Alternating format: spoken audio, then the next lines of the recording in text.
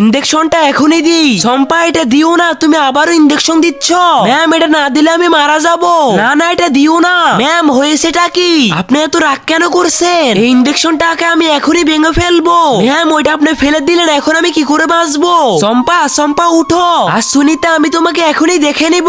চম্পা প্রতিবার স্কুলে ফার্স্ট হয় বলে তুমি ওকে দেখে অনেক হিংসা করো। আমি সবসময় দেখেছি। তাই ওই দিন যখন চম্পার শ্বাসকষ্ট হচ্ছিল আমি ইনজেকশন লাগিয়ে দিয়েছিলাম। তুমি সেই ইনজেকশনটা খুব মনোযোগ দিয়ে দেখেছিলে। তারপর তুমি ইচ্ছে করে ইনজেকশনটা পাল্টে দিলে। এত বড় খারাপ কাজ তুমি কি করে করতে পারলে? ও তো মারা যাবে। চম্পা তোমার সাথে কখনো শত্রুতা আমি করিনি। ওর সাথে তুমি এটা কেন করলে? তুমি ওর ইনজেকশনে কেমিক্যাল কেন মিশিয়েছো? এটা সম্পূর্ণ দোষ হচ্ছে তোমার। বলো এখন তোমাকে কি শাস্তি দিব?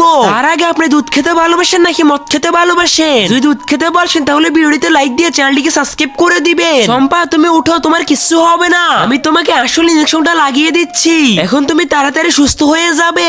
আরে ম্যামের কি হলো? এ কি ইনজেকশনটা তো ম্যামের ছিল, এখন কি হবে?